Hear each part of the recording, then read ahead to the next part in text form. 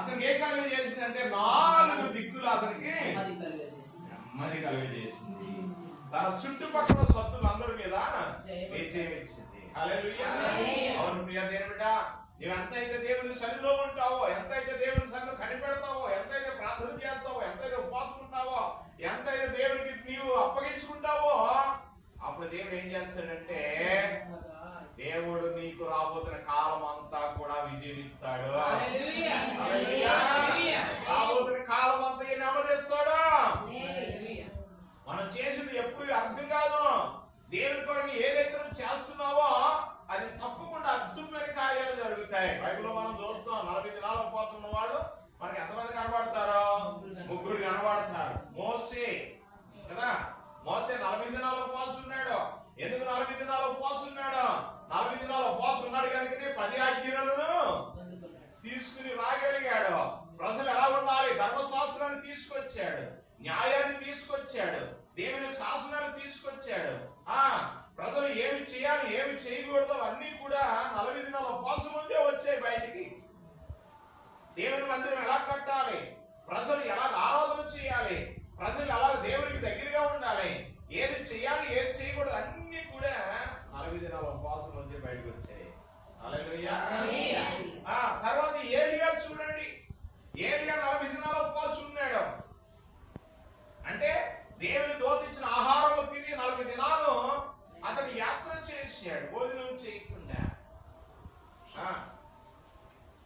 వెళ్ళిపోయి దేవుని సన్నిధిలో మోకరించినప్పుడు ఏలియా నువ్వు ఇప్పుడు ఏం చేస్తావు అన్నాడు.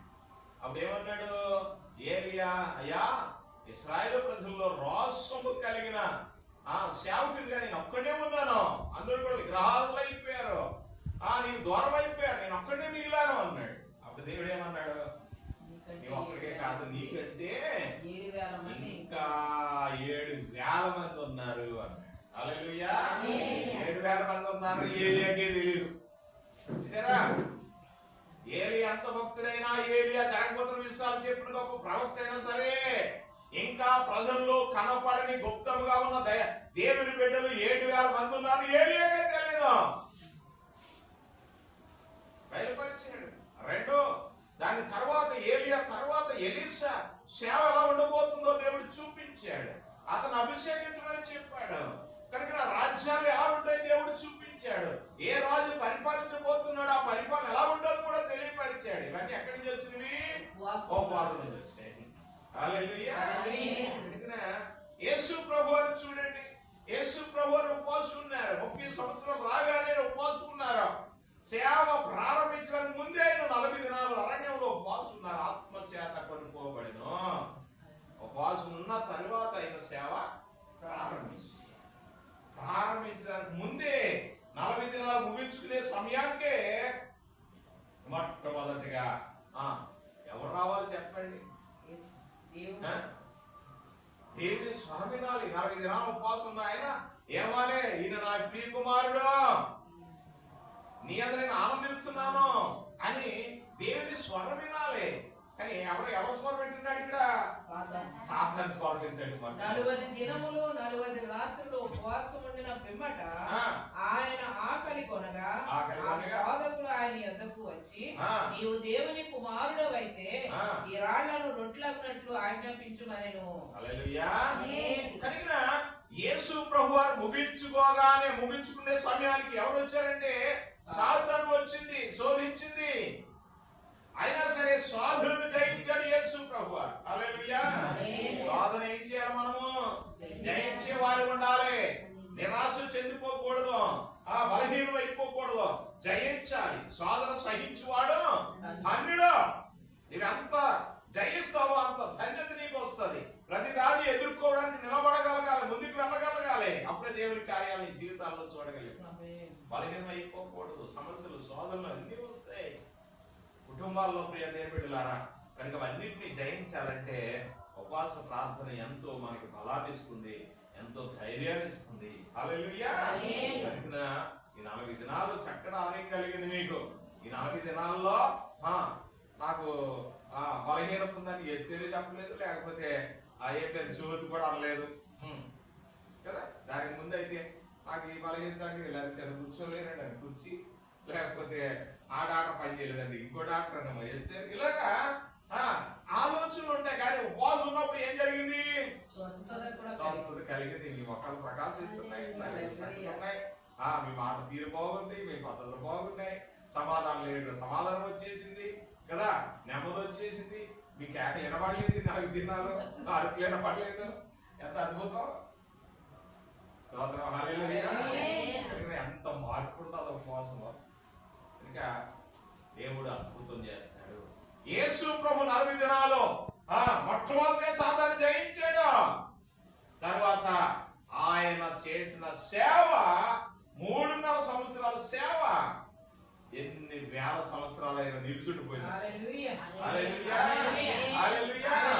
ఆయన 3.5 సంవత్సరాల సేవ ఈ భూమి అంతమయ్యే వరకు జరుగుతూనే ఉంటాం. అర్థమవుతుందా? కనుక మనం చేసింది ఎప్పుడు వ్యర్థం కాదు. నువ్వెంత దేవునికి సమయాన్ని ఇస్తావో అది అంత ఆశీర్వాదకరంగా, అంత బలంగా దేవుని కార్యాలు మన జీవితాల్లో చూడగలుగుతాం. హల్లెలూయా.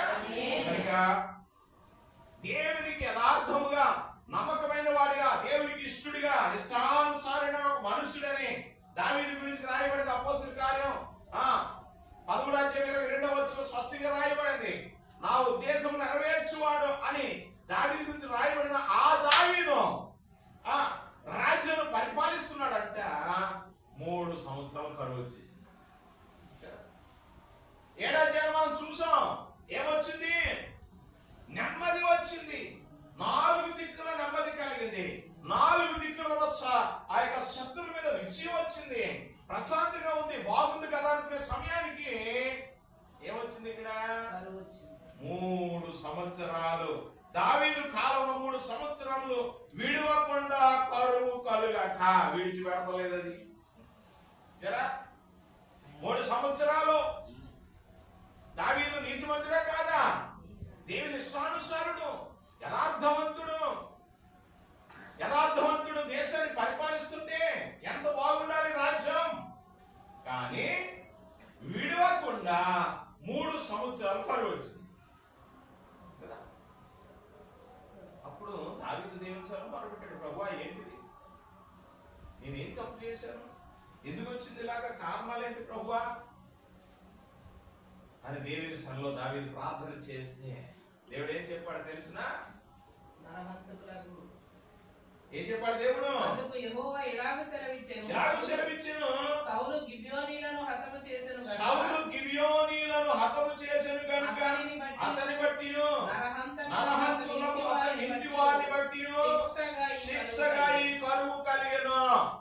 3 సంవత్సరాలు ఒక నీతిమంతుడు పరిపాలిస్తున్నా సరే కరువు రావడానికి కారణం ఏమిటి అంటే తాను ముందు పరిపాలించిన సౌలు యొక్క పాపం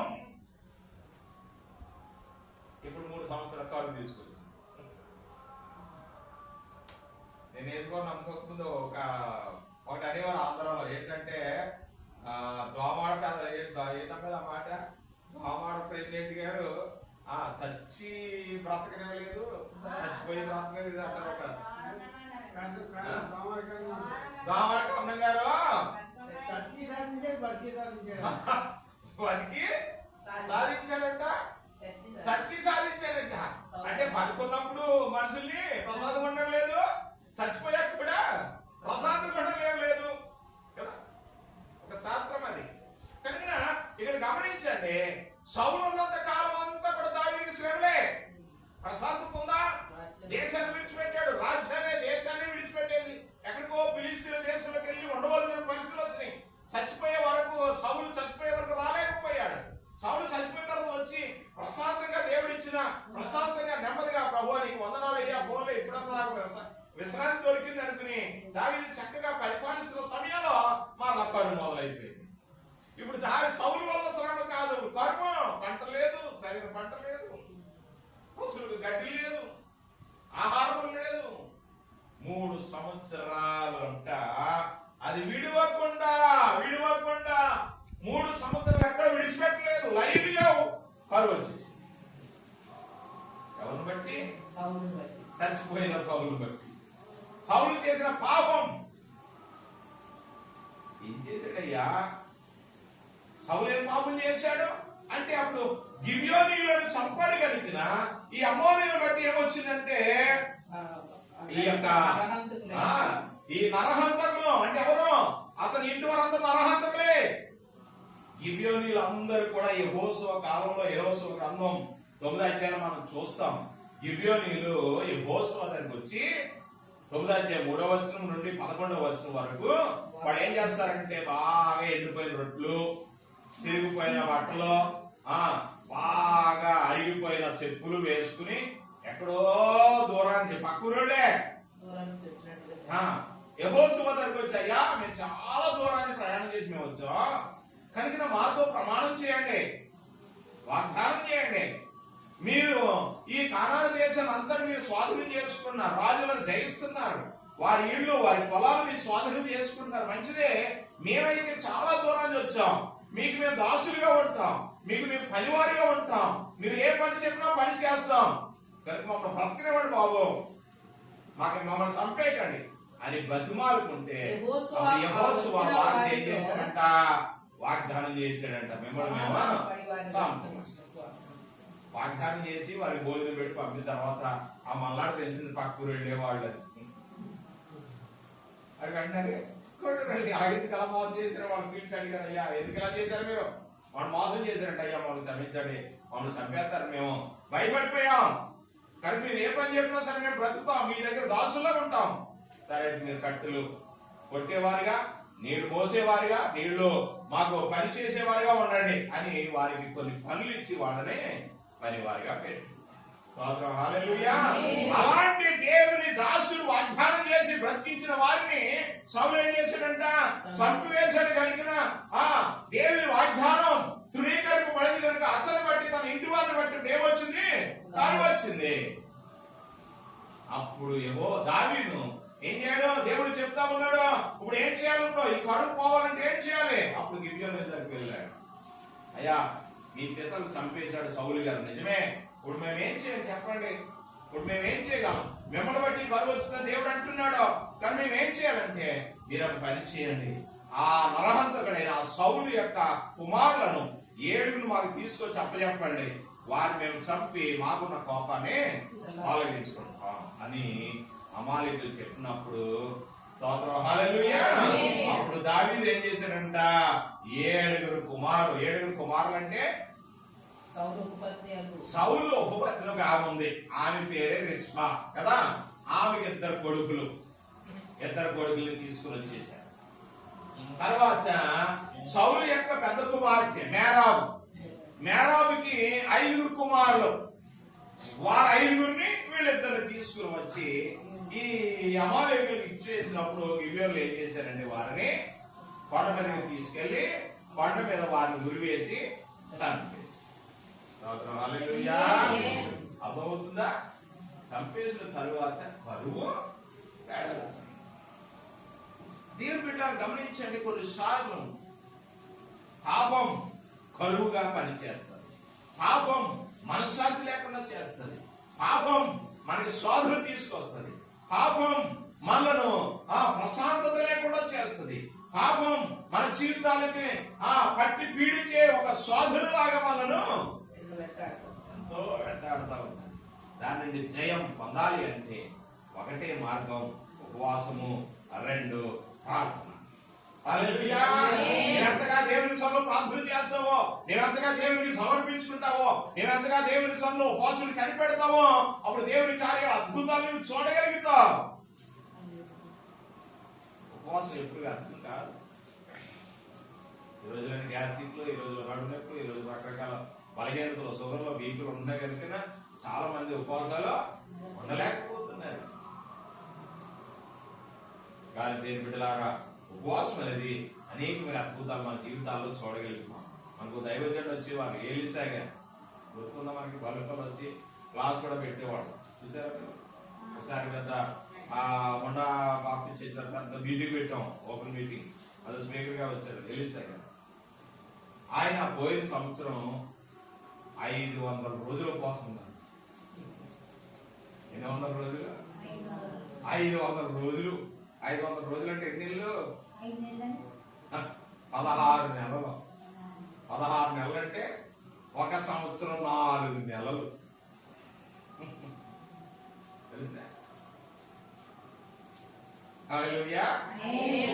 కనుక ఎంతైతే ప్రార్థన చేస్తారో, ఎంతైతే ఉపవాసం ఉంటారో అన్ని కార్యాలు వారి జీవితాల్లో అనుభవించగలుగుతున్నారో. హల్లెలూయా. దేవుని బిడ్డలారా చేయగలడు, సమర్థుడు, అద్భుతాలు చేసే దేవుడు, శక్తినివ్వగలిగిన దేవుడు మన జీవితాల్లో తప్పకుండా కార్యాలు చేస్తాడు. నమ్మండి, నమ్మగలిగిన దేవుడి కార్యాలు చూడగలుగుతావు. నువ్వు చేసింది ఎప్పుడు అర్థం కాదు. మీరు చేసిన ప్రార్థనకు త్వరలోనే దేవుడు జయమివ్వబోతున్నాడు, విజయపోతున్నాడు, అనుకున్న దానికంటే అద్భుతమైన కార్యాలు మీ జీవితాల్లో జరిగించబోతున్నాడు. హల్లెలూయా. అప్పుడు ఎప్పుడైతే కుమారుని చంపేశారో రెస్పాండ్ గా ఆ కొండ మీద ఉదేసిన వాళ్ళు తిప్పేసి అక్కడే చూడండి 21వ అధ్యాయము 10వ వచనం చదవండి. అయ్యా కుమార్తె రిస్పా గోనె పట్ట తీసుకొని కొండపైన పరచుకొని కోత కాల ఆరంభము మొదలుకొని ఆకాశం నుండి వర్షము ఆ కలేబరముల మీద కురి వరకు అచ్చటనే ఉండి ఆకాశ పక్షులు వాటి మీద రాత్రి అడవి మృగములు దగ్గరకు రాకుండా అయ్యా కుమార్తె రిస్పాను సౌలు ఉపపత్తి చేస్తానికి దావీదునకు వినబడెను. హల్లెలూయా. హల్లెలూయా. ఏం చేసిందంట ఆమె? వెంటనే కొండ మీదకి వెళ్ళిపోయిందంట. ఎక్కడికి వెళ్ళిపోయింది? కొండ మీదకి వెళ్ళిపోయింది. కురేసిన పిల్లల్ని ఇద్దరు కింద దింపించుకుంది. అక్కడే గోడి పట్ట కట్టుకుందంట, గోడి పట్ట వేసుకుంది. తర్వాత అక్కడే ఒక బరకలాంటి వేసుకుంది. కుమారు సమాధి పడుకోబెట్టేసింది. సమాధి చేయనివ్వలేదు. ఏం చేసిందంట? కోత ఆరంభం మొదలుకొని అక్కడే చచ్చిపోయిన సవాలు ఇద్దరు కొడుకుల దగ్గరే రాత్రి పగలు ఉండిపోయిందంట రాణి గారు. రాత్రి పగలు పక్షులు రాలకుండా, రాత్రులు జంతువులు రాకుండా, రాత్రి పగలు అక్కడే ఉండి ఎన్నాళ్ళో కోత ప్రారంభం మొదలు పెట్టి వర్షం పడే వరకు అంటే దాదాపు 6 నెలలు. 6 నెలల వరకు కూడా కొండ మీద ఉండిపోయిందని ఒక స్త్రీ. కొండ అనగా ప్రార్థనకు సూచన. హల్లెలూయా. కొండ అనగా ఏంటి సూచన? ప్రార్థనకు సూచన. 6 నెలలు దిగలేదు, వర్షం పడే వరకు దిగలేదు, అక్కడే ఉండిపోయింది. రాత్రి పగలు నిద్రపోకుండా కాపులా కాల్చింది. తిన్నదా లేదా అక్కడ రాయబడలేదు. ఆ కుమారుడు కొరకు కన్నీరు కాల్చింది, ఏడ్చింది. ప్రభువా ఏంటి ఇలా జరిగిపోయింది నా కుమారుని పట్ల అని ఏడ్చింది. ఆమె చేస్తున్న ఆ సంఘటన దావీదుకు తెలిసింది. వెంటనే దావీదు ఏం చేశారో తెలిసిన కాబట్టి మనుషులు పంపించి 12వ వచనం చదువు. దావీదు పోయి సౌలు ఎముకలను అతని కుమారుడైన యోనాతాను ఎముకలను యాబేష్గిలాదు వారి యొద్ద నుండి తెప్పించెను. ఫిలిష్తీయులు గిల్బోవాలో సౌలును హతము చేసినప్పుడు వారు సౌలును యోనాతాను బెత్షెబాను పట్టణపు వీధిలో వ్రాలాడగట్టగా యాబేష్గిలాదు వారు వారి ఎముకలను అచ్చట నుండి దొంగలించి తెచ్చి ఉండేది. కావున దావీదు వారి యొద్ద నుండి సౌలు ఎముకలను అతని కుమారుడైన యోనాతాను ఎముకలను తెప్పించెను. రాజాజ్ఞను బట్టి ఉరితీయబడిన వారి ఎముకలను జనులు సమకూర్చిరి. హల్లెలూయా. చూడండి ప్రియ దేవులారా, ఉరితీయబడిన వారి ఎముకలు. వారి మనుషులు కదా ఉరేశారు. ఇప్పుడు రాజు అక్కడ మనుషులు పంపేటప్పుడు ఏమైపోయి? ఎముకలు అయిపోయి. గమనించండి, చచ్చిపోయిన కుమారుని ఉరివేసిన వాళ్ళ కింద తిప్పుకుని ఎముకలు అయిపోయే వరకు, అంటే ఆ శరీరాలు ఏమైపోతాయి? ఉబ్బిపోతాయి, కుళ్ళిపోతాయి, పురుగులు పడతాయి, వాసన వచ్చేస్తాయి. అవునే కాదా? అయినా సరే అక్కడే ఉన్నదే ఓపు పట్టింది, ధైర్యం తెచ్చుకుంది, కొండ నుంచి కిందకి దిగలేదు. రాజుగారి వార్త వినాలి, నా కుమారుని గౌరవంగా తీసుకెళ్లాలి, ఎముకలైనా సరే గౌరవంగా తీసుకెళ్లి సన్మానం చేయాలి. లేక సన్మానం అంటే పాతి పెట్టాలి. ఆమె ఏదైతే కోరుకుందో అది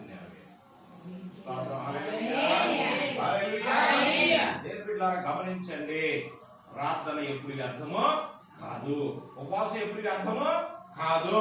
అది తప్పుడు జవాబులు తీసుకొస్తుంది. దేవుడు చూస్తాడు. దావీదు ఎలాగైతే చూచాడో విన్నాడో అలాగే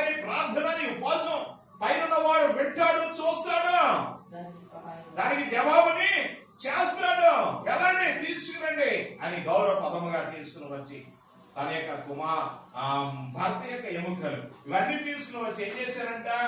సమాధి చేశారు. హల్లెలూయా. దేవుడు చేయగలిగిన కార్యాలు అద్భుతమైనవి. ఇంకా గమనించండి, రిస్మా చచ్చిపోయిన తర్వాత పిల్లల కొరకు వెళ్ళింది కానీ బ్రతుకుండగా వెళ్ళుంటే దేవుడు ఏమో ఆ బిడ్డను కూడా క్షమించనేమో, చనిపోడు. హల్లెలూయా కదా. ఫారో కుమారులు చూడండి, ఫారో కుమారులేంటి 250 మంది ఎవరైతే వ్యతిరేక తిరగబడ్డారో వాళ్ళందరూ భూమి నెరపి కూర్చి వారి భార్యలు, వారి పిల్లలు, వారి ఇల్లు, వారి ఆస్తి, వారి పొలము ఏదైతే అంతా పాతాల దిగిపోయింది సజీవంగా కదా. మరి దేవుడి సన్నిలో నిలబడిన వారు ఏమైపోయారు? సజీవ దహనం అయిపోయారు. కానీ ఫారో కుమారుడు మాత్రమే అందుచేత ప్రియ దేవుడి ద్వారా ఎంతైతే ప్రార్థన చేస్తున్నావో దేవుడు తప్పకుండా ఈ పిల్లల కొరకు ప్రార్థన చేయి. కన్నీరు కావచ్చు. ఒకటి శారీరక కొరకే కాదు, ఆత్మరక్షణ కావాలి. కేవలం తినుట, త్రాగుట, తమలాడుట. చాలా మంది తల్లిదండ్రులు ఉన్నారు, పిల్లలకి బ్యూటీ పార్లర్ తీసుకెళ్లే తల్లులు ఉన్నారు. చాలా మంది, కొంతమంది తల్లిదండ్రులు సిగరెట్లు, త్రాగులు కూడా నేర్పే వాళ్ళు ఉన్నారు. అలాంటి తండ్రులు కూడా ఉన్నారు చాలా మంది. దెబ్బలాటలు అంటే, బూతులు అంటే రకరకాలుగా నేర్పి పిల్లలను పాడు చేసే తల్లిదండ్రులు చాలా మంది ఉన్నారు. శారీరక మంచి ఉద్యోగం ఇవ్వచ్చేమో కానీ వారికి ప్రభుని ఇవ్వలేవు, వారికి రక్షణ ఇవ్వలేవు, వారిని పరలోకం తీసుకెళ్ళలేవు. అది మన చేతుల్లో లేదు. ఉంది ఎలాగో తెలిసిన నీ చేతిలో ఉన్నది ఒకటే, దేవుని పాదాలు పట్టుకుని ఏడ్చుట. రేపు మొదటి జాబులు లేచి నీ పసిపిల్ల ప్రాణము కొరకు చేతులు ప్రార్థన చేయి. నేడు కుమరించిన నీ హృదయం కుమరించిన దేవుని సన్నిధిలో కదా. ఎంతైతే నీ కుటుంబం కొరకు, నీ పిల్లల కొరకు ప్రార్థన చేస్తావో, అమ్మలారా నానిలో ఏడవకుడి, మీ నిమిత్తము మీ పిల్లల నిమిత్తము ఏడుడి అన్నాడు యేసు ప్రభువు. కలిగిన రిస్పావలి చనిపోయిన తర్వాత వెళ్ళి ఏడితే లాభం కాదు. ఏముంది లాభం? ఎముకలు తీసుకెళ్ళి మాత్రం పాతిపెడితే ఏమని చెప్తుంది అక్కడ? చేసిన పాపం పోదు కదా. దానికి ముందే ప్రయాసపడి కన్నీరు కాచి ఎంతైతే నువ్వు చేస్తావో ఆ ప్రార్థనకు జవాబు వస్తుంది. అందుకని శ్రమ, శోధన, అప్పు, వేదన ఇవన్నీ వస్తున్నప్పుడు నీవు దేవునికి అధికమైన టైం ఇచ్చి ఉపవాసం ఉండి ప్రార్థన చేసి అధికంగా దేవుని సన్న ఉండగలిగితే దేవుడు అద్భుతం చేస్తాడు. మరి అలాగా మీ అందరి జీవితాలు దేవుడు అద్భుతమైన కార్యాలు చేసి దేవుడు నడిపించిన గాక. ఆమేన్. సహాయం చేయను గాక. తీసుకుని వెళ్ళును గాక. ప్రతి పరిస్థితులు మార్చుని గాక. చేత కళ్ళు మూసుకోండి.